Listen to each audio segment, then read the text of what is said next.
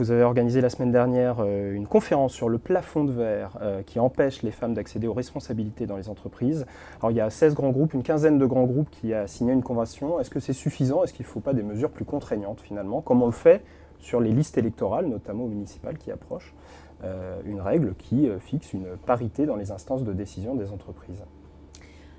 Avec les entreprises, il y a ce qu'on peut faire et puis ce qu'on ne peut pas faire. Je crois qu'à un moment donné, par exemple, introduire des quotas de chaque sexe dans les conseils d'administration des grandes entreprises, on peut le faire car le conseil d'administration est un objet identifié à une personnalité morale, que la loi peut dire que s'il ne respecte pas ces obligations-là, eh bien on peut, y compris le dissoudre, etc.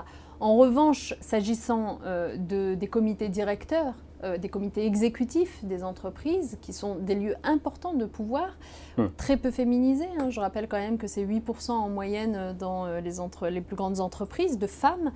Eh bien, ils n'ont pas de personnalité morale.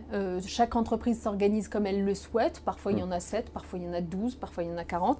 Et donc, du coup, c'est très difficile de légiférer. En revanche, ce qui est très important, c'est d'entraîner les acteurs, les entreprises en question, dans une dynamique qui est une dynamique positive et une impulsion dans laquelle elles-mêmes se fixent des objectifs. Et là, par exemple, les 16 entreprises que vous venez d'évoquer, qui sont quand même parmi les plus grandes de France, groupes, hein. Vous prenez, par exemple, je sais pas, le groupe Accor, qui s'est fixé comme objectif d'atteindre d'ici 2017 40% de femmes dans son comité directeur. C'est énorme, en fait. On a réussi, c'est une démarche de plusieurs mois, on a réussi non seulement à conscientiser, mais aussi à faire en sorte que ces entreprises se prennent en charge elles-mêmes. Or, derrière ces entreprises, qu'est-ce qu'il y a? Il y a un certain nombre d'entreprises plus petites, de PME, qui sont leurs fournisseurs, leurs sous-traitantes, etc., qu'elles vont, d'une certaine façon, entraîner dans cette dynamique positive. Et moi, je crois beaucoup à la mobilisation des acteurs eux-mêmes sur ces sujets.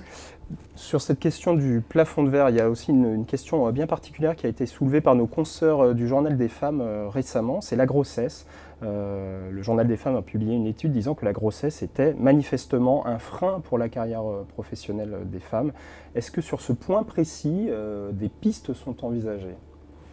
Oui, nous sommes en train d'y travailler pour une raison très simple, c'est qu'en effet, ça n'est quand même pas très normal que plus de 40% aujourd'hui des femmes actives estiment avoir été desservies dans leur parcours professionnel par leur grossesse. Or, d'abord, la loi prévoit des choses très précises sur l'interdiction de discriminer, le renforcement des protections à l'égard des femmes, y compris lorsqu'elles reviennent de grossesse pendant 4 semaines. Et puis, des choses très précises qui n'ont pas été mises en application là non plus. Et donc, nous allons renforcer tout cela sur la nécessité au sein de l'entreprise d'adopter des plans qui permettent, lorsqu'une femme revient d'une grossesse ou d'un congé parental, qu'elle puisse bénéficier quand même des primes versées à l'ensemble des salariés et qu'elle ne voit pas sa carrière retardée. Et même que, pour aller plus loin, un certain nombre d'entreprises exemplaires font cela, on puisse, lorsqu'une femme revient d'une maternité, la recevoir, être reçue donc par le DRH et faire un point avec elle sur les responsabilités qu'elle pourrait prendre, y compris dans un cadre où, par exemple, elle se mettrait en 80%. Les femmes peuvent occuper des responsabilités même si elles viennent travailler un peu moins chaque semaine. Ce n'est pas le problème du temps, c'est le problème de la performance, c'est le problème de la motivation. Et donc nous, on a en France une culture du présentéisme contre laquelle il faut absolument lutter parce que sinon, c'est clair qu'on porte préjudice aux femmes. Alors il y a la parité